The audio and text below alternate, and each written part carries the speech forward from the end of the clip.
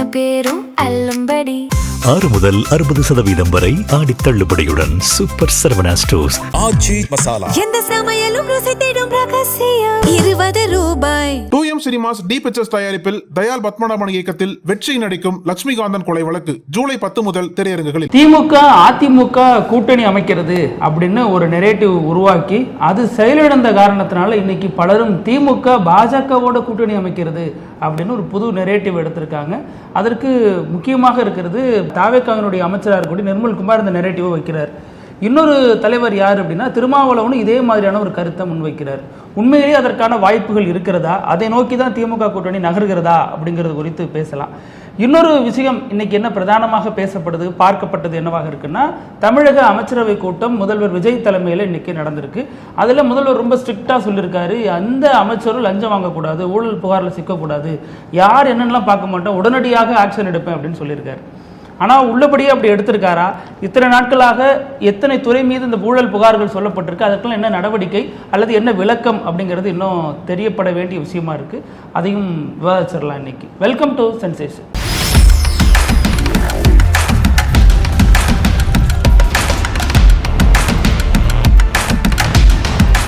வணக்கம் பிருத்திவி. வணக்கம் அழகு.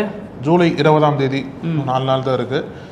ஜூலை 20ஆம் தேதி வந்து மழைக்கால கூட்டத்தொடர் பார்லமெண்ட்ல. நான் ரெண்டு சொல்றேன்னா நீங்க அது ரெண்டு இல்லாம இன்னொன்னு தான் சொல்லுவீங்கன்னு எனக்கு தெரியும். அதை நோக்கி தான் வருது பேச்சுப்போம். வாங்க வாங்க. என்னன்னா மழைக்கால கூட்டத்தொடர் இந்திய அளவுல வந்து பல அரசியல் மாற்றங்கள் நடந்துகிட்டு இருக்கு. அதற்கு மத்தியில் இந்த மழைக்கால கூட்டத்தொடர் வந்து பார்லமெண்ட்ல வந்து கூட்டுறாங்க அப்படின்னா ஏன்னா அது மத்திய அரசோடது, அதனால ஆமா அது ஒண்ணு. இன்னொன்னு என்னன்னா, இது என்ன அஜெண்டால கூட்ட போறாங்க அப்படின்னா டீலிமிட்டேஷன் பில், தொகுதி மறுவரை மசோதாவை வந்து மீண்டும் மத்திய பாஜக அரசாங்கம் பார்லமெண்ட்ல கொண்டு வர போறாங்க. அதாவது ஏப்ரல் மாதம் கொண்டு வந்தாங்க இல்லையா, ஏப்ரல் மாதம் வந்து அந்த முயற்சி வந்து தோற்கடிக்கப்பட்டது. அதை பாஜக எப்படி மாற்றினாங்க அப்படின்னா, தொகுதி மறுவரையை வந்து பெண்களுக்கு கொடுக்கக்கூடிய இடஒதுக்கீடுன்னு மாற்றி அந்த இடஒதுக்கீட்டை எதிர்கட்சிகள் தோற்கடிச்சிட்டாங்க அப்படின்ற நரேட்டிவ் வந்து செட் பண்ணாங்க. அதாவது ஆல்ரெடி அவங்க கொடுத்த பெண்களுக்கு ஆல்ரெடி அமல்படுத்தாம இருந்துட்டு இப்போ ஒரு புகார் வச்சாங்க. அது இந்திய அளவில் வந்து ஃப்ளாப் ஆயிருச்சு, யாருமே பெருசாக ஏற்றுக்கல. இப்போ மீண்டும் அந்த ஒரு மசோதாவை, டிலிமிட்டேஷன் மசோதாவை கொண்டு வந்து அந்த மசோதாவை அமல்படுத்துவது மூலிமா பெண்களுக்கான இடஒதுக்கீட்டை அமல்படுத்திடலாம் அப்படின்ற மைண்ட் செட்டோட தான் இந்த மழைக்கால கூட்டத்தொடரில் அந்த மசோதா கொண்டு வர போறாங்க. இதுக்கு இடையில என்ன போயிட்டு இருக்கு அப்படின்னா, பாஜகவுக்கு மெஜாரிட்டி வேணும் இல்லையா, மெஜாரிட்டி பத்தி பேசும்போது தான் ஒருவேளை திமுக டெல்லியில பார்லமெண்ட்ல பாஜக மசோதா ஆதரிக்க போறாங்களோ அப்படின்னு டவுட் வந்திருக்கு. ஏன்னா இந்த கான்ஸ்டியூஷன் அமெண்ட்மெண்ட் அப்படின்றதுனால 3/2 பங்கு மெஜாரிட்டி வந்து பாஜகவுக்கு தேவைப்படும். அது 2 அவைகளுமே பாஜகவுக்கு இல்லை. அதனால இங்க இருக்கக்கூடிய பல மாநில கட்சிகளை நம்பி தான் பாஜக வந்து மசோதாவை கொண்டு வருவாங்க. அந்த மசோதாவுக்கு இதுவரைக்கும் யாரெல்லாம் சப்போர்ட்டா இருப்பாங்க அப்படின்னு பார்க்கப்பட்டதுல ஆந்திராவை சேர்ந்த ஜெகன்மோகன் ரெட்டி அவர் சப்போர்ட் பண்ற மாதிரி சொல்லிருக்காரு போல. அப்புறம் ஒடிசாவை சேர்ந்த நவீன் பட்நாயக் அவரும் சப்போர்ட் பண்ற மாதிரி தெரியுது. இப்படிப்பட்ட ஒரு சூழல்ல தான் 2 முக்கியமான கட்சிகள் வந்து வதந்தியில சிக்கியிருக்கு. அது வதந்தியா நரேட்டிவான்னு இன்னும் நமக்கு முழுசா தெரியல. என்ன சொல்றாங்க அப்படின்னா, சரத்பவாரோட கட்சி வந்து பாஜகவை சப்போர்ட் பண்ண போறாங்க அந்த மசோதால. விளக்கம் கொடுத்துட்டாங்க. ஆமா சொல்லியிருக்காங்க. ஒரு பத்திரிகையாளர்கிட்ட தனிப்பட்ட முறையில பேசுனதை வந்து அது செய்தியா மாத்திட்டாங்க. அது கட்சி முடிவெடுக்கும் அப்படிங்கிற விஷயத்த சொல்லியிருக்காங்க. சரத்பவார் கட்சியோட சேர்த்து திமுகவையும் பேசுறாங்க. இதுல வந்து திமுக பாஜக கூட்டணி வந்து மீண்டும் மலர வாய்ப்பு இருக்கு. ஏன்னா திமுக வந்து தமிழ்நாட்டில் வந்து தனித்து விடப்பட்டுருச்சுன்ற ஒரு கிளைம் வைக்கிறாங்க இல்லையா, கூட்டணி கட்சிகளும் நம்பி போயிட்டாங்க, ஆட்சியும் கையில் இல்லை அப்படின்ற பட்சத்தில் அவங்களுக்கு பொலிட்டிக்கல் பேக்கப் வரணும் அப்படின்னா சென்ட்ரல் இருக்கக்கூடிய பாஜகவோட தயவுல தான் நடக்கும்ன்ற மாதிரி ஒரு பேச்சு வைக்கப்படுது. அதை நோக்கி தான் திமுக எம்பிக்கள் வந்து நகர போறாங்களா, அதை நோக்கி தான் திமுக வந்து போகுதா? ஏன்னா காங்கிரஸ் வந்து விஜய் பக்கம் போயிட்டாங்க. இந்தியா கூட்டணியில பெருசா திமுக இப்போ ஸ்டேக் இருக்கிற மாதிரி தெரியல. இந்தியா கூட்டணிக்கே ஃபர்ஸ்ட் போல இவங்க ரீசெண்டாக நடந்தது இல்லையா, அதை புறக்கணிச்சிட்டாங்க திமுக. அப்படிப்பட்ட சமயத்தில் இவங்களுக்கு மாற்றா பாஜக மட்டும்தான் இருப்பாங்க அப்படின்ற ஒரு விஷயத்தை நம்பி திமுக வந்து பாஜக பேச்சுவார்த்தை நடத்த போறாங்களா, இல்லை உள்ளபடியே வந்து கூட்டணி வைக்க போறாங்களா, இல்லை வந்து மியூச்சுவலா எந்தெந்த பில்லை சப்போர்ட் பண்ணணும், எந்தெந்த பில்லை எதிர்க்கணும் அப்படின்ற அடிப்படையில் வந்து பார்லமெண்ட்ல இருக்கக்கூடிய திமுக எம்பிகள் செயல்பட போறாங்களா அப்படின்ற விவாதம் எழுந்திருக்கு. ஏன்னா 4 நாட்கள்ல கூட்டத்தொடர் ஆரம்பிக்க போகுது இல்லையா, எடுத்த உடனே அந்த மசோதாவை கொண்டு வர போறதா பாஜக திட்டம் வச்சிருக்காங்க. எடுத்த உடனே கொண்டு வந்துட்டாங்க அப்படின்னா திமுகவோட பிளான் என்னவா இருக்க போகுது அப்படின்றது அப்பவே நம்ம வந்து தெரிஞ்சிரும்னு நினைக்கிறேன். ஆமா, நீங்க சொல்றதற்கு பின்னணிகள்ல என்னவா இருக்கு அப்படின்னா, மத்திய முன்னாள் அமைச்சர் ப. சிதம்பரம் திமுக இந்த டீலிமிட்டேஷன் பில்லை ஆதரிக்க கூடாதுன்னு கோரிக்கை வச்சிருக்காரு. இன்னொன்று திருமாவளவன் சொல்றாரு திமுக பாஜக கூட்டணி அமையலாம், அதற்கான வாய்ப்புகள் இருக்கலாம். திமுக பாஜகவோட கூட்டணி வைக்கிற வரைக்கும் நாம திமுகவோட நட்பு சக்தி தான் அப்படின்னு சொல்லியிருக்காரு, உறவு தொடருங்கிற மாதிரி சொல்லியிருக்காரு. அப்போ இதில் பார்க்க வேண்டியது என்ன அப்படின்னா, ஒரு கட்சி இது வந்து தமிழக முதல்வரும் சொல்லியிருக்காரு, டீலிமிட்டேஷன்லாம் வரதா சொல்றாங்க, அதுக்கான வாய்ப்புகள்லாம் இல்லைங்கிற மாதிரி தமிழ்நாட்டில் கொண்டு வர மாட்டோங்கிற மாதிரி சொல்லியிருக்காரு. ஆனால் இவர் எதை வச்சு ஃபைட் பண்ணுவார்? இவர்கிட்ட தான் எம்பியே இல்லையே, இருந்த ஒரே ஒரு எம்பி வாய்ப்பையும் கொண்டு போய் காங்கிரஸ்ல கொடுத்துட்டாங்க. அதனால இந்த பிரச்சனையில் தாவேகாவினுடைய தலை உருளவே உருளாது. தாவேக்கு அதில் ஒரு ஸ்ட்ராட்டஜி பிளே பண்ணியிருக்காங்க. வழக்கம் போல சர்ச்சைகளில் இந்த மாதிரியான பெரிய பெரிய விவகாரங்களில் நம்ம பேர் அடிபடக்கூடாதுங்கிறது. இல்லை, அதுதான் கூட்டணி கட்சிகள் இருக்காங்கல்ல, அதுக்காக தான் கூட்டணி கட்சிகளே இருக்காங்க. அதுக்காக தான் கூட்டணி கட்சிகளே இருக்காங்க. இப்போ இது திமுக மீது இந்த சந்தேகம் வர்றதுக்கு காரணம் என்ன? திமுக இதற்கு முன்னாடி இந்த மாதிரி எதுவும் பண்ணியிருக்கா அப்படின்னா, நம்ம தேடி பார்த்தோம்னா NIAன்னு ஒரு பில்லை இவங்க வந்து ஆதரிச்சிருக்காங்க. அந்த சட்டம் வரதுக்கு இவங்க வாக்களிச்சிருக்காங்க. அது எல்லாமே பிரச்சனையாக இருந்துச்சு, சர்ச்சையாக இருந்துச்சு. திமுக அப்படி பண்ணலாமா, அது இஸ்லாமியர்களுக்கு எதிரான பில் இல்லையா அப்படின்னு பல விதமான விமர்சனங்கள் இந்த காலகட்டத்தில் திமுக நோக்கி வைக்கப்பட்டுச்சு. அதற்கு திமுகவும் பதில் சொன்னிச்சு. இதெல்லாம் கடந்து பார்க்குறோம் அப்படின்னா, அதற்கு அடுத்து எத்தனை விஷயங்கள்ல வெளிப்படையாக பாஜகவுக்கு திமுக தனது ஆதரவு கொடுத்துருக்கு, எத்தனை மசோதாக்களில் தனது ஆதரவு அளிச்சிருக்கு, எத்தனை சட்டங்களை தமிழ்நாட்டில் அலோவ் பண்ணியிருக்குன்னு பார்த்தோம்னா ஒன்றும் சொல்ல முடியாது. இப்போ பெரிய அளவில் பாஜகவுக்கு அல்லது சின்ன அளவில் கூட பாஜக தமிழ்நாட்டில் ஒரு திட்டத்தை செயல்படுத்தணும் அப்படின்னா அதை திமுக அலோவ் பண்ணது கிடையாதுங்கிறது வரலாறு. அதுக்காக நீதிமன்றங்கள் போயிருக்காங்க, சட்டமன்றம் போயிருக்காங்க, எல்லா விதமான முயற்சிகளையும் ஜனாதிபதி வரைக்கும் போய் பார்த்து போராடி இருக்காங்க. ஆமா, அப்போ இந்த சந்தேகம் ஏன் விதைக்கப்படுதுன்னு ஒரு கேள்வி இருக்கு. ஏன் விதைக்கப்படுதுன்னா, நீங்க சொன்ன மாதிரி திமுக தனித்து விடப்பட்டிருக்கு, இந்த நேரத்தில் யாருமே இல்லை. இப்ப முன்னாள் அமைச்சர் அனிதா ராதாகிருஷ்ணன் வேற சொன்னாரு, இன்னும் கொஞ்ச நாள்ல ஆட்சி கலைஞ்சிரும், தேர்தல் வரலாம், வந்துச்சுன்னா மத்தியில சிவா அமைச்சராவாரு அப்படின்னு விஷயத்த சொன்னார். திமுக தலைவர்களும் அங்கங்க சொல்றாங்க ஆட்சி கலைஞ்சிரும், நீடிக்க வாய்ப்பு இல்லை. ஏன்னா அவங்க சொல்றதெல்லாம் அந்த ஒரே நாடு ஒரே தேர்தல் வரவிருக்கிறது அந்த மாதிரியான விஷயங்களை சொல்றாங்க. அப்போ இவங்க எல்லாமே என்ன ஒரு நெரேட்டிவ்க்கு ஒரு வர்றாங்க அப்படின்னா, அனிதா ராதாகிருஷ்ணன் அப்படி சொல்லிட்டாரு, மத்தியில இவங்க வந்து சிவா அமைச்சராவாருன்னு சொல்லிட்டாரு, ஆட்சி கலைஞ்சிரும் சொல்லிட்டாரு. இந்த சைடு திமுகவுக்கு காங்கிரஸ் இல்ல தேசிய அரசியல் பண்றதுக்கு இப்ப பாஜகவோட போவாங்க அப்படிங்கிற ஒரு விஷயம் பேசப்படுது. ஆனா திமுகவை பொறுத்த வரைக்கும் பாஜக எதிர்ப்பு தான் திமுகவினுடைய வலிமை. இப்ப திமுக பாஜகவோட போகுது அப்படின்னா அது ஈக்குவல் டு பொலிட்டிக்கல் சூசைட். அந்த முடிவு திமுக எடுக்குமான்னு ஒரு கேள்வி.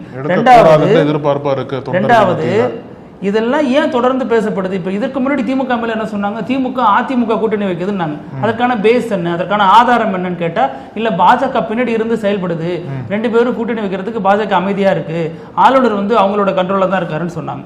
ஒருவேளை ஆளுநர் திமுக கண்ட்ரோல்ல இருந்து பாஜக கூட்டணியில செயல்பட்டு இருந்தா சட்டமன்றத்தில் போய் விசில் புரட்சி நடந்துட்டு சொல்லுவாரு, திமுக சொல்லாதா?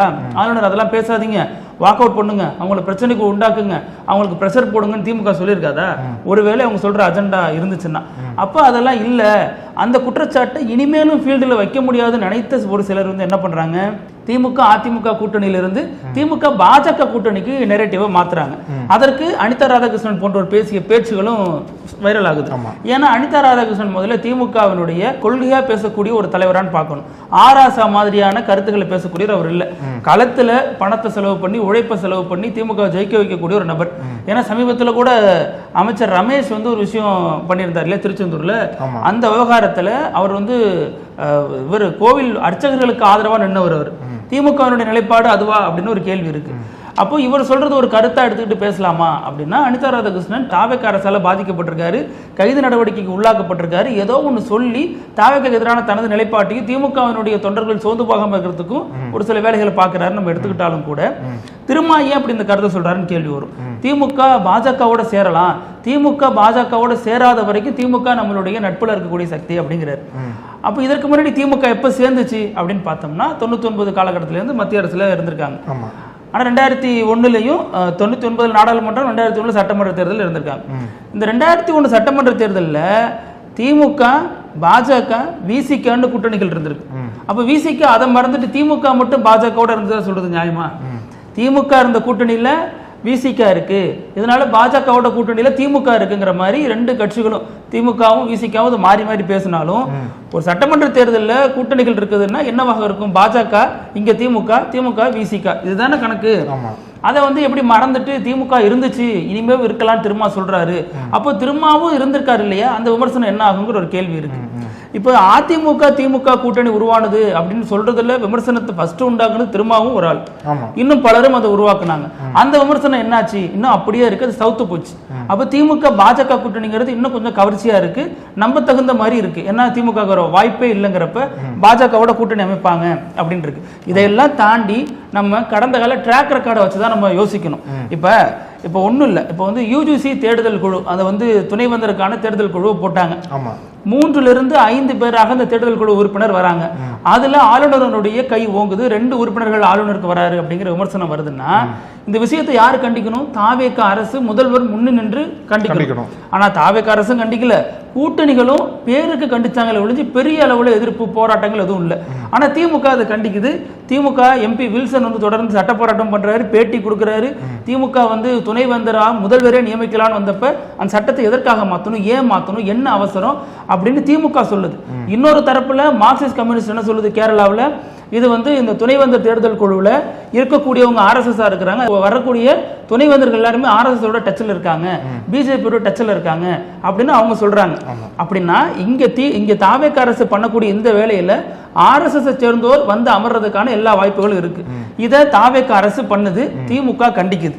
2வது 100 நாள் வேலை வாய்ப்பு திட்டம் பிபிஜி ராம்ஜி, இதை கொண்டு வர்றது பாஜக, அமல்படுத்தினது தாவேக, கண்டிக்கிறது திமுக. இதுலயும் பாஜக ஸ்டாண்ட் திமுக எடுக்கல, தாவேக தான் எடுத்திருக்கு. திமுக இதனால இந்த திட்டத்தை கொண்டு வராம தடை போட்டுக்கிட்டே இருந்தது, சத்தமே இல்லாம தாவேக அமல்படுத்திட்டு அதற்கப்புறம் அரசுக்கு கோரிக்கை வைக்கிறாங்க, ஆனாலும் எதுவும் வேலைக்கு ஆகல. அடுத்து அணுக்கனிம சுரங்க திட்டம் 1 வருஷம் எக்ஸ்டென்ஷன் கொடுத்தாங்க, திமுக அதை தள்ளி போட்டுட்டே இருந்துச்சு. இவங்க வந்து எக்ஸ்டென்ஷன் கொடுத்து பாஜக என்ன நினைச்சோ அதை செஞ்சாங்க. வந்தே மாதரம் வந்து இஸ்லாமியர்களுக்கு எதிராக இருக்கு, இதுல வந்து நிறைய சட்ட திருத்தம் தேவைப்படுதுன்னா திமுக தொடர்ந்து குரல் கொடுத்துட்டு வந்துச்சு. அதே மாதிரி தமிழ் தாய் வாழ்த்து ஏன் 2 முறை பாடப்படல சட்டமன்றத்தில், தேசிய கீதம் ஏன் 2 முறை பாடினீங்க அப்படிங்கிறதுக்கான எந்த விளக்கமும் இது வரைக்கும் கொடுக்கல. இது வந்து RN ரவியோட குரல், கடந்த முறை சட்டமன்றத்தில் இதான் பெரிய பிரச்சனை நடந்துச்சு, அதை அப்படியே இந்த அரசு ஏத்துக்குச்சு. RN ரவியோட குரல் தான் யூஜிசி தேர்தல் குழுவில் 4 பேர் இருக்கணுங்கிறது, அதை தாவேக அரசு 5 பேரா மாத்துனுச்சு. அதற்கடுத்து ஆளுநருடைய தலையீடு தமிழக அரசுல இருக்கு, இதெல்லாம் வந்து நீங்க கொண்டுட்டு வாங்க, மக்கள் வந்து என்ன சந்திக்கலாம் அப்படின்னு பல விஷயங்கள் ஆளுநர் சொல்றாரு.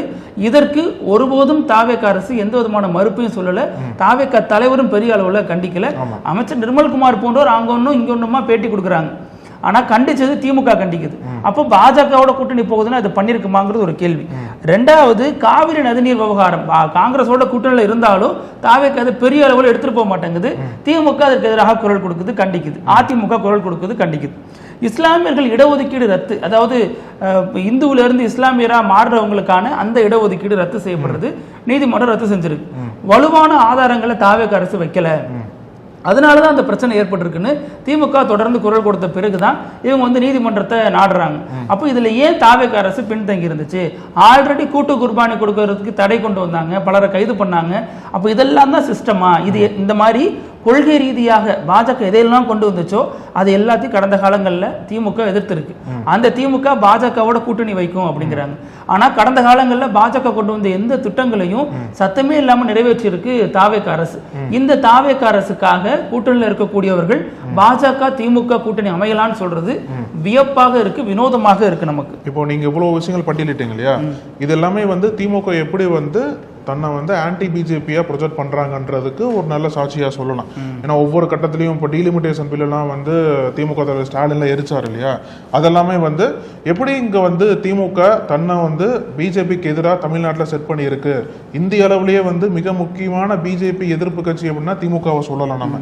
ஆனா இத்தனை விஷயங்கள் வந்து திமுக பண்ணி ஒரு பக்கம் இருந்தாலும் இன்னொரு பக்கம் இன்னைக்கு எது பெரிய பேசு பொருளா மாறினது அப்படின்னா அமைச்சர் நிர்மல்குமாரோட கருத்து தான்.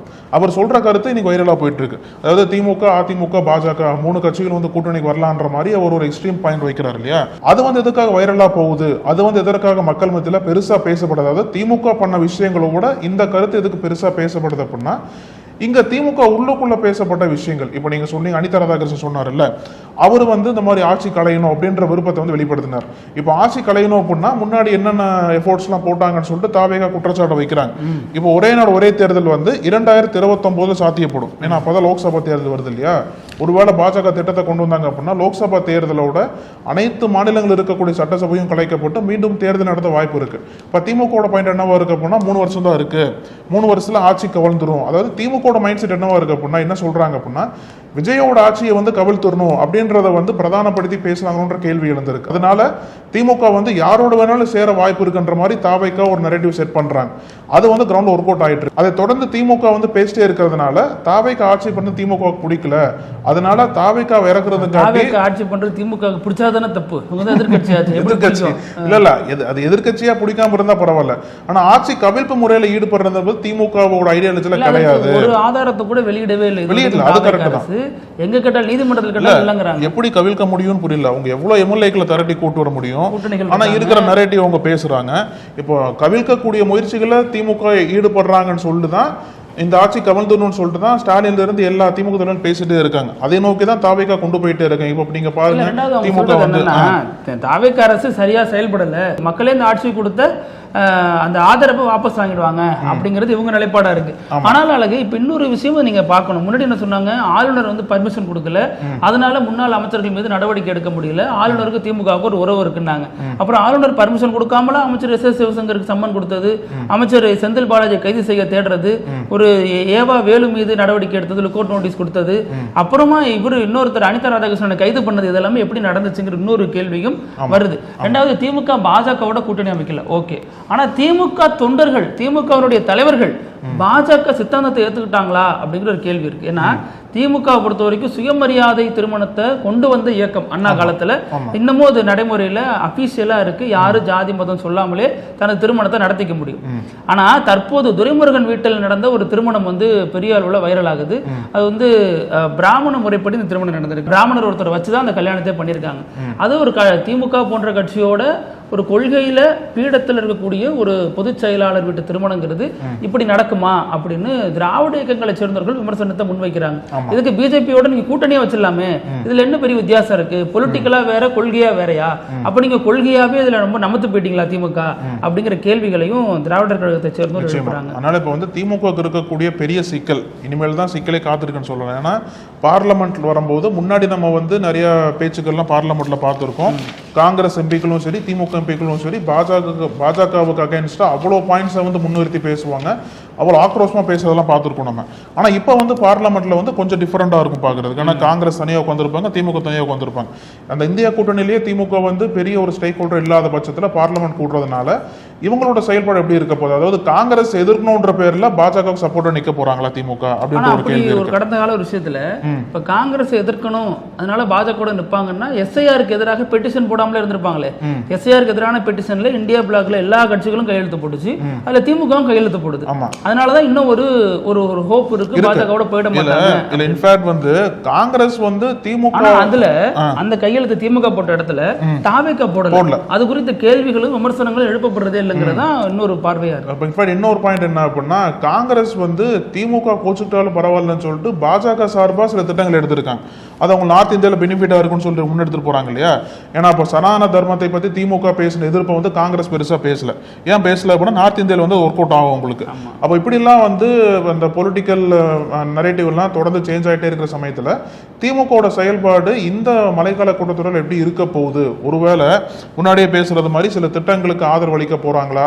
ஏன்னா சுப்ரியா சூலே எதிர்ப்பு தெரிவிச்சாங்கல்ல சரத்பவார் கட்சியை சேர்ந்தவங்க, அந்த மாதிரி ஒரு ஸ்ட்ராங்கான எதிர்ப்பு கூட திமுக இருந்து பெருசா வரலன்ற மாதிரி சொல்றாங்க. ஏன்னா அந்த பாஜக வந்து ஆதரவு கேட்க போறாங்க, பேச்சுவார்த்தை நடந்துட்டு இருக்கு, அதாவது வெளிநடப்பு பண்ணி ஆதரவு கொடுக்குற மாதிரி திமுக செட் பண்றாங்கன்ற மாதிரி பாஜக தரப்புல சொல்லப்படுது. அதுக்கு ஸ்ட்ராங்கா ரெஸ்பான்ஸ் வந்து இந்த திமுக கொடுக்காது இருக்கிற பட்சத்துல வந்து பார்லமெண்ட்ல திமுக எம்பிக்கள் வந்து எப்படி பிஹேவ் பண்ண போறாங்க அப்படின்ற ஒரு எதிர்பார்ப்பு வந்து இப்பயே கிளம்பி இருக்குன்னு தான் சொல்லுவாங்க. அதுல அத்தைக்கு மீச முளைக்கட்டும், அதுக்கப்புறம் நம்ம எப்படி கூப்பிடுறதுன்னு பார்ப்போம். ரெண்டாவது, திமுக நாடாளுமன்றத்தில் பேசதான் செய்யணும். அப்போ நம்ம என்ன உண்மை அப்படிங்கிறது தெரிய இல்ல, எதிர்க்க தான் செய்யணும் பாஜகவை. அதுதான் நீங்க சொன்னது போல டிஎம்கேக்கு பொலிட்டிக்கல் சூசைட் சொன்னீங்க இல்லையா, அதில் தப்பிக்கணும் அப்படின்னா இன்னும் திமுக வந்து பாஜக எதிர்ப்பை வலுப்படுத்தினா மட்டும்தான் அவங்களுக்கு வந்து பொலிட்டிக்கல் ஸ்பேஸ் என்பது இருக்கும். அதுல வந்து சந்தேகமே கிடையாது. இதுல வந்து இப்ப இந்த அரசியல், இந்த கொள்கை, திமுக எதிர்க்கணும் ஆதரிக்கணும் எல்லாத்தையும் தாண்டி இங்கிருந்து வெளியில போன கட்சிகளுக்கு திமுக மேல என்ன அக்கறை? இப்ப திமுக வேண்டாம், திமுக வளரல, திமுக பவர் இல்லைன்ட்டு தான் விசிக, ஐயுஎம்எல், காங்கிரஸ் எல்லா கட்சிகளும் இங்க தாவேக்காட்ட போயிட்டாங்க. ஆமா. அப்புறம் திமுக என்ன நிலைப்பாடு எடுத்தா உங்களுக்கு என்ன கவலை? அது மக்களுக்கும் திமுகவுக்கும் உள்ள பிரச்சனை அப்படிங்கிறது திமுகவினர் வைக்கக்கூடிய பதிலடியா இருக்கு. அதுக்கு இவங்க என்ன சொல்றாங்க அப்படின்னா தமிழக நலன் சார்ந்த முடிவு எடுங்க, நாங்க பாத்துக்கிறோங்கிறாங்க. தமிழக நலன் சார்ந்த நீங்க முடிவு எடுத்துட்டீங்க, தாவேக்கா தான் முக்கியம்னு. நீங்க தாவேக்காவோட போயில இதெல்லாம் நீங்க நிர்பந்தம் கொடுக்கணும். தமிழக நலன் சார்ந்த வரணும் அப்படின்னா திமுக வந்து பாஜக கூட சேர்ந்துடக்கூடாது, அதுதான் எல்லாத்தோட பாயிண்ட் ஆகும். இவங்களும் திமுக சேர மாட்டாங்க, திமுக பாஜகவும் சேரக்கூடாது. திமுகவுக்கு இருந்த மதச்சார்பின்மை முகத்தை அழிப்பாங்க. திமுக ஒரு மோசமான கட்சின்னு வெளியில போயிட்டு ப்ரொஜெக்ட் பண்ணுவாங்க. திமுக கூட்டணிகளுக்கு உரிய அங்கீகாரம் தரல, உரிய முக்கியத்துவம் தரலன்னு வெளில போய் பேசுவாங்க. திமுக அதிமுகவோட கூட்டணி வைக்க முயற்சி பண்ணுச்சு அப்படின்னு பேசுவாங்க. மறுபடியும் திமுக பாஜகவோட கூட்டணி வைக்க முயற்சி பண்ணுச்சு அப்படின்னு பேசுவாங்க. ஆனா திமுக தனித்து இருக்கணும், திமுகவை அழிக்க அதிவேளைகள் நடக்குது அப்படிம்பாங்க. அதிமுகவை அழிக்க பாஜக ட்ரை பண்ணுது அப்படிம்பாங்க. அதிமுகவை அழிச்சிட்டு இருக்கிற தாவேக்கா பத்தி எதுவும் பேசாம இருப்பாங்க. அப்ப திமுக காரங்க கேட்கறதுல நியாயமா இல்லையா? எங்க நாங்க பாத்துக்கிறோங்க கட்சி விவகாரத்தை அப்படிங்கிறாங்க. அதனால பாஜக சேர்ந்துச்சுன்னா அதற்கான பின்விளைவுகள் சரின்னு நினைச்சா மக்கள் ஏத்துக்க போறாங்க, தவறு நினைச்சா மக்கள் கட்டிக்க போறாங்க. எனக்கு தெரிஞ்ச மக்கள் சரின்னு ஏத்துக்கவே மாட்டாங்க. ஏன்னா திமுகவோட ஓட்டிங் அரித்மெட்டிக் வந்து ஆன்டி பிஜேபி ஓட்ஸ் வந்து சரின்னு ஏத்துக்கிட்டு அந்த எலெக்ஷன்ல ஜெயிக்க வச்சிருக்கணும்ல, ஏன் ஜெயிக்க வைக்கல? ஏன்னா அது மக்களுக்கு அது பத்தல, நீங்க பாஜக இருக்கிறது பத்தல, வேற ஏதாவது ஒரு பெர்ஃபார்மன்ஸ் பண்ணுங்க அப்படிங்கறாங்க போல. திமுகவோட ஸ்ட்ராங்கான ஓட் பேஸே வந்து சிறுபான்மை வாக்குகள் தான். சிறுபான்மை வாக்குகளை திமுக வந்து இழக்கிறதுக்கு தயாரா இருக்கவே இருக்காது. ஒருவேளை சரி பரவாயில்ல போனாலும் போது பாஜக தான் முக்கியம் திமுக போனாங்க அப்படின்னா இருக்கிற இமேஜ் மொத்தமா கெட்டு போயிடும் திமுக. நீங்க சொல்றது முக்கியமான பாயிண்ட். நம்ம அதை கடந்து பார்க்கணும்னு அழகு. இன்னைக்கு முதல்வர் தலைமையில ஆலோசனை குழு கூட்டம் நடந்திருக்கு, அமைச்சரவை கூட்டம். அதுல என்னென்ன ஆலோசனைகள் மேற்கொள்ளப்பட்டிருக்குன்னா, இந்த பட்ஜெட் தொடர்பான விஷயங்களும் வேளாண்மை பட்ஜெட் தொடர்பான அறிவிப்புகள் என்னென்ன கொடுக்கலாம் அப்படின்னு தொடர்பா பேசியிருக்காங்க. ஆனா அது குறித்த செய்திகள் எதுவும் வெளில வராம செய்திகள் சொல்லப்பட்டது கூறப்பட்டதுன்னு என்ன சொல்லப்படுதுன்னா, முதல்வர் வந்து ஊழலுக்கு எதிராக ரொம்ப தீவிரமா பிளான் பண்றாரு, எந்த அமைச்சர் மீது ஊழல் புகார் வரக்கூடாது, வந்துச்சுன்னா கடுமையான நடவடிக்கைகள் இருக்குன்னு எச்சரிச்சிருக்காருங்கிற செய்தி மட்டும்தான் தொடர்ந்து சொல்லப்படுது.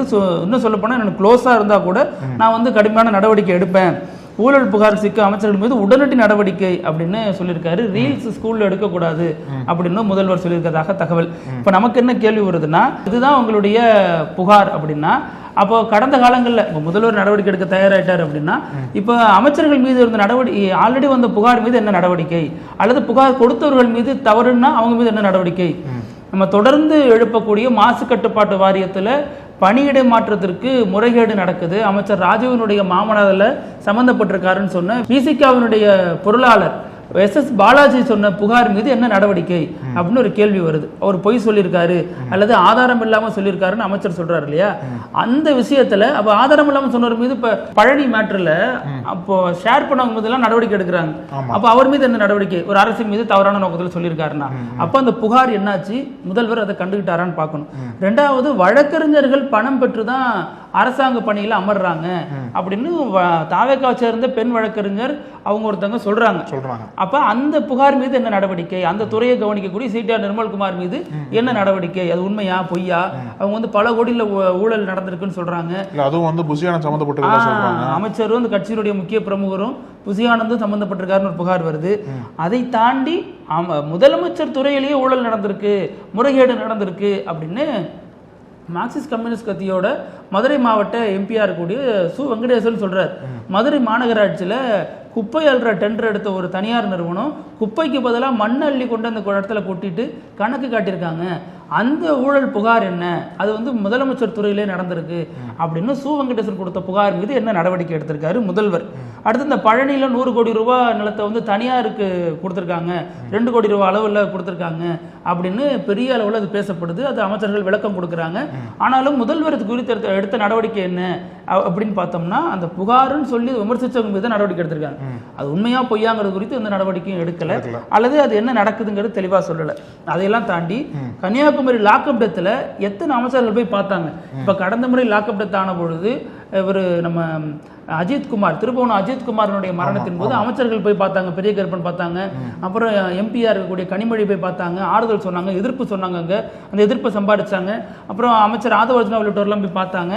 இந்த மாதிரி விஷயங்கள் நடக்கிறப்ப கடுமையாக விமர்சித்தார் முதல்வர். இது சாரி மாடல் அரசு அப்படின்னாரு. ஏன்னா முதல்வர் ஃபோன் பண்ணி சாரிம்மா தெரியாமல் நடந்துருச்சு, இனிமேல் நடக்காம பார்த்துக்கிறேன், ரொம்ப மன்னிச்சிருங்க அப்படின்னு முதல்வர் கேட்டிருந்தார். அந்த மாதிரி ஒரு ஃபோன் கால் கூட, அந்த சாரி மாடல் கூட இங்கே இல்லையே. அந்த மாற்றுத்திறனாளி சபரிவர்மன் கன்னியாகுமரியை சேர்ந்தவருடைய மனைவியும் குடும்பமும் கதறாங்க 2-3 நாளா. அந்த போலீஸார் மீது இப்பதான் நடவடிக்கை எடுத்திருக்காங்க.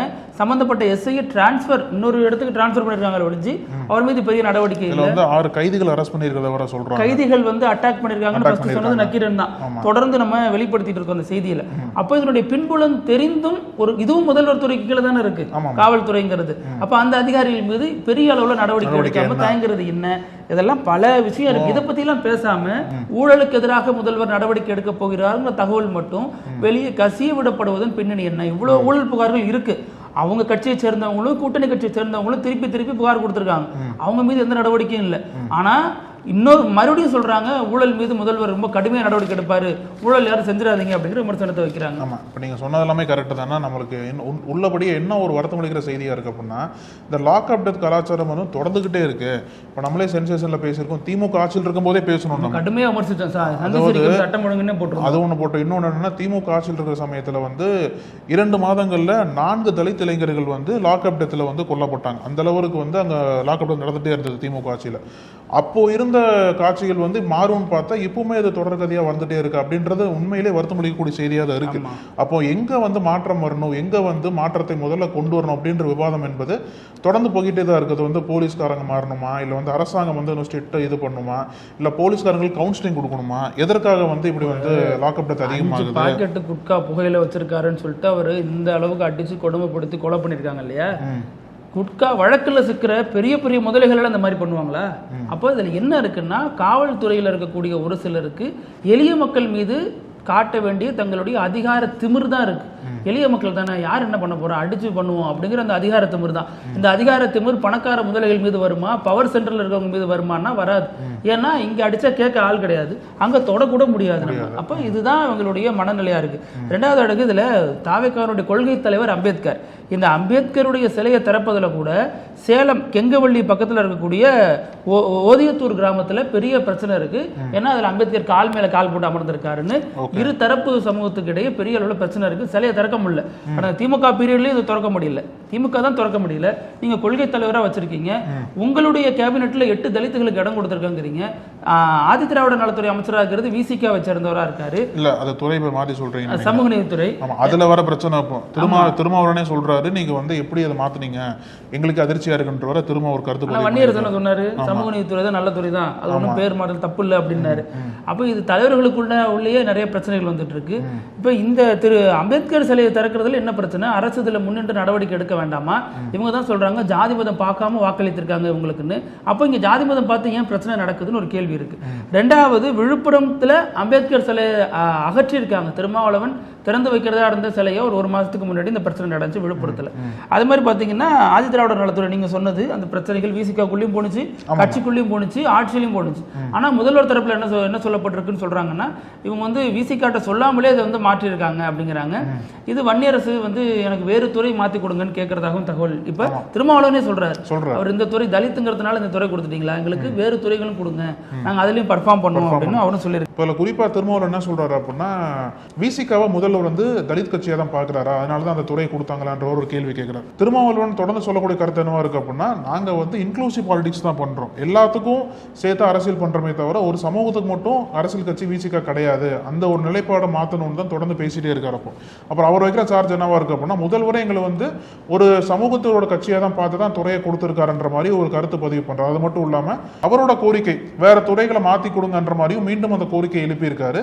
இப்போ சிஎம் விஜய் வந்து வேற துறையை மாற்றி கொடுப்பாரா, இல்ல வந்து திருமா சொல்ற மாதிரி அந்த துறையை வந்து மீண்டும் அந்த பேரை மாத்தி அறிவிப்பாரா அப்படின்ற எதிர்பார்ப்பு எழுந்திருக்கு. 2 விஷயம் சொல்லிட்டு முடிச்சுக்கிறேன். ஒண்ணு, 8 அமைச்சர்கள் தாவேக் அமைச்சரவையில் தலித்துகள் இருக்காங்கன்னு சொல்றாங்க, அமைச்சரவையில் இருக்காங்கன்னு. ஆனா 11 பேர் இருக்காங்க உத்தரப்பிரதேசத்துல. அப்போ இதெல்லாம் ஒண்ணுதானா? ஏன்னா ஒரு டோக்கனிசமா இருக்கா அல்லது அதிகாரத்தோட இருக்காங்களா? ஏன்னா இங்க அம்பேத்கர் சிலையை திறக்கிறதுல கூட இன்னும் பிரச்சனை இருக்கு சேலத்துல, தமிழ்நாட்டுல.